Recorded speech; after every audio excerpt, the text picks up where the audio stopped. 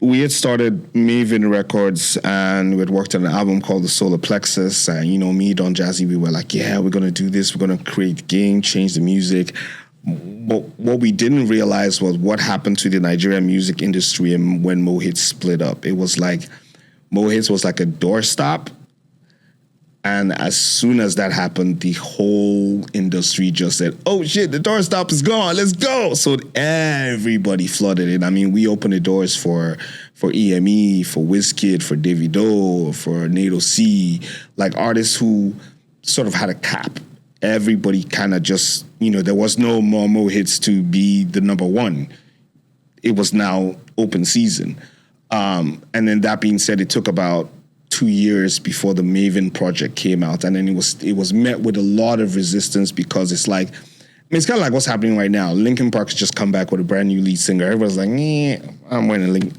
Everybody's come back and it's like, yeah, what? She, you know what I'm saying? It's new. Just appreciate it for what it is. Stop trying to compare it to what it was. Maven is not Mohits. It's something entirely different. It was met with a lot of resistance. So some of the songs that I'd done on the project didn't get a good reception at all. So it was like, oh man, failure again, back to the drawing board. We have to, and then I tried experimenting with something else. That didn't work out. And then this was 2012. In 2013, my father died. So that kind of sent me into a very dark place. And I have to give a big shout out to a few people, but Don Jazzy especially, saw my pain, and we were talking about what the next record was going to be. He had just gone through Wande Cole leaving the record label as well at the time. So, there was a lot of emotion in the studio session at the time. And then we just said, what? It was like, we're just saying, God is in control. God does everything, and then that was where Don Jazzy just came up with the line in Yoruba that Baba Loke Loshigbe won't call, like, it's God that does everything. He surprises people, and people that don't want you to be successful, they'll never see you. And life is about patience has rewards, and my life is about patience. And that's just me translating to English, but that's where Surulere came from, and it was very indicative of where I was in life at the time. And that song literally, just took my career back to the ceiling, and put me back on top of the world. And sometimes, like, when people describe my career, you can't list maybe 100 songs that Dr. Sid has put out, but I do have what I like to call timeless music. That Over the Moon is over 20 years old. I mean, it's about 20 years old, 10 years old, 20 years old. It's still still rock the club today. Do you know what I mean? Surulere is like, it's over 10 years old. Do you know what I'm saying? But these are songs that people would listen to and still be able to relate to till today. So that's what I take from my career. A song like Surulere was so powerful. It just literally lit up the world. A lot of people could relate to it. And then it got me an MTV nomination, got me all kinds of nominations and awards. I still lost out to Dorobuchi the year after, but it is what it is. No comment on that? I mean, I was on Dorobuchi, but it was a Maven song. So you can imagine, you release your single, then the record label puts out a song as a collective, and that song wins all the awards that you're in the same category. You can't be mad, but you're like, I'm mad, but I'm not mad, Yeah, so. yeah, you're still included, but yeah. Yeah. So you said that your father passing helped inspire your next step of music. Yeah. What was your relationship with your dad right before then? So, and that's why I said it inspired me, because at the time, just a couple of months before that, like maybe like 6 months before, we had, we've been talking, but not, deep. But then, he called me up like 2 years before that. He had been like, people had started talking to him about, your son has a big song. I saw your son perform for the president. I saw your song on this show. Oh, your song is blowing up. Your son's song is blowing on the radio. Then he calls me up out of the blue. He's like, okay, fine.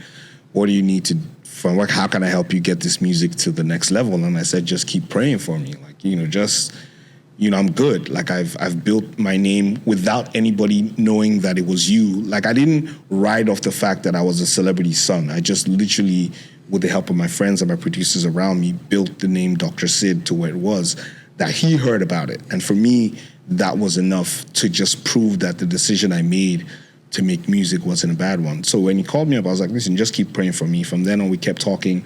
We did only one interview together, and that was crazy that nobody caught on to this. A guy called Teju Babyface invited myself and my dad, and that is the only interview we ever did together. And we also did one magazine cover together.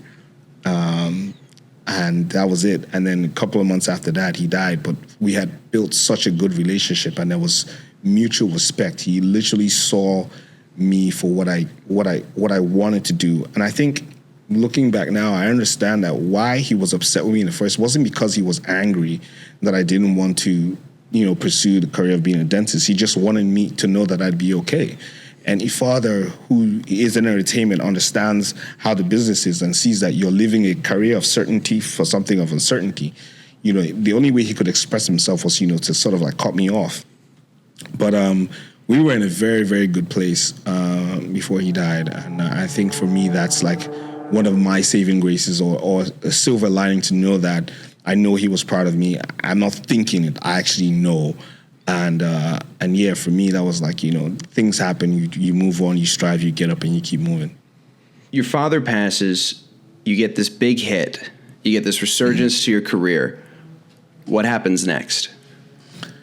I think the year my father passed, I proposed to my ex. I got married the year after. To clarify, she became your ex later. She was not your ex at the time.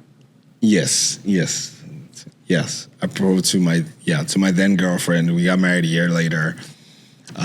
She got pregnant, and I was like, "Oh shit, what are we doing?"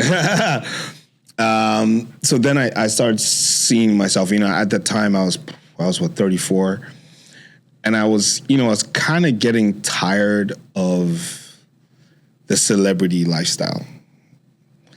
I wanted something different. And I felt like, I needed to figure out what that was going to be. So I was like, okay, what are the things that I'm passionate about? Passionate about three things: Manchester United, video games, and film. Apart from music. And I was like, okay, fine, I want to make film. I can make film till I'm 90. Do you know what I'm saying? I can do that. So I applied to the New York Film Academy in Los Angeles. I got in. I went there in January, did the 8-week filmmaking course. Got back and said, New York Film Academy. Yeah. I went to New York Film Academy. Yeah, I went to NYFA in LA, Burbank. That's so weird. We went to the same school. Yeah, I was there in 2015. That's wild. Dude, I was there in 2019. Wow.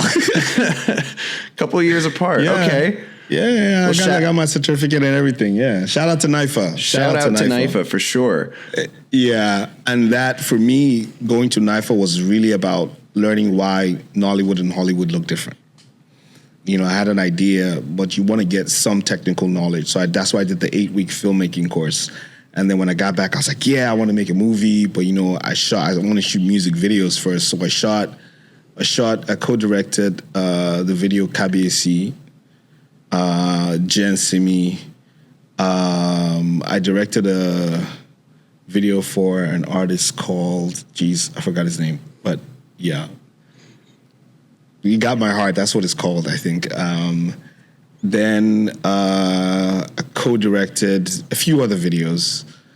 And I was like, okay, fine. I kept looking for the right script to make. It took me 5 years to find, it took me 3 years to find the script, and another 4 years to make it. Yeah, but yeah, that was just it. So for me, it was like, what is the next big thing after music? Like, I have to start thinking about it, because the same way I came into the industry and a lot of artists kind of, faded out, not fell off, but faded out. They retired, they moved on to other things. It was going to happen to me, and I didn't want to be that guy who was 40 and not figuring out what he was going to do. So film was definitely the next part. We started Maven Films as a department on the record label to, sort of take care of music videos, content. And if you look at Maven today, a lot of the content that is, aside from the video, the lyric videos and things like that, that came from that process of how we created a pipeline to keep content creation in-house. So yeah, so that happened. You know, marriage takes its toll. I'm not gonna dwell on that situation because I think that's what that is. Well, I do understand why you wouldn't want to talk about that. I mean, it's such an old story too, and you've been hounded by the press. I've seen so many stories come up when I was researching. But if I could ask a question on it,